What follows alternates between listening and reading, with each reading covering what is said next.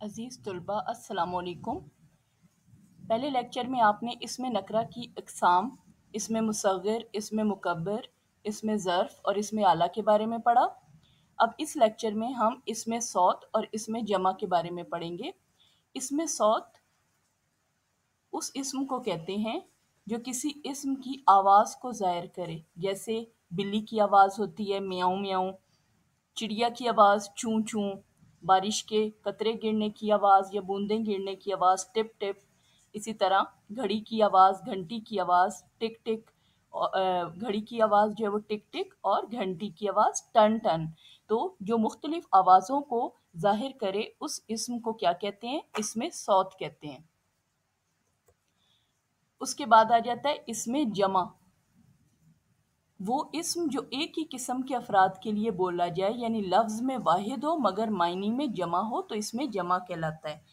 यानी इसमें जमा वो इस्म है जो बनावट के लिहाज से तो वाहिद इस्म हो मगर मायनी के लिहाज से वो जमा को ज़ाहिर करता है। मसलन जैसे यहाँ पर आप देख सकते हैं, फ़ौज बड़ी है, बाजमात नमाज पढ़ो, तुलबा की कतार सीधी है।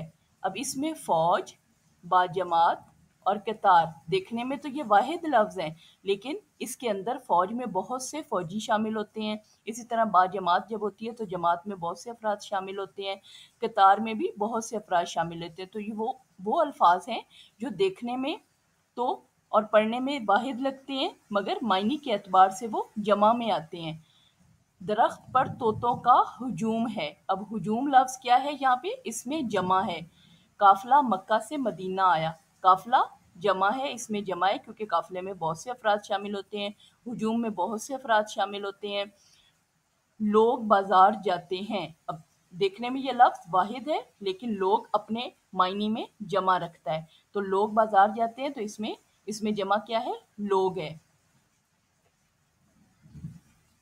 बाजार में भीड़ बहुत है, डाकुओं का गिरोह, आदमियों का हुजूम, तो इसमें क्या होंगे? बाजार में भीड़ बहुत है तो इसमें भीड़ क्या लफ्ज़ होगा? इसमें जमा। इसी तरह डाकुओं का गिरोह, अब गिरोह में बहुत से अफराद शामिल होते हैं, यानी एक गिरोह है जो बहुत से डाकुओं का है तो वो गिरोह क्या कहलाएगा? इसमें जमा। इसी तरह आदमियों का हुजूम, यानी एक हुजूम लफ्ज़ है तो उसमें बहुत से अफराद शामिल हैं, बहुत से अफराद का जो मजमा होता है उसे हुजूम कहते हैं, तो वो भी इसमें जमा होगा। तो वो इस्म जो बनावट के लिहाज से तो वाहिद होता है मगर मायनी के लिहाज से वो जमा के मायने देता है, तो वो इसमें जमा कहलाता है। उम्मीद है तुलबा आपको इसमें नकरा की अक़साम अच्छे तरीके से समझ आ गई होंगी। शुक्रिया।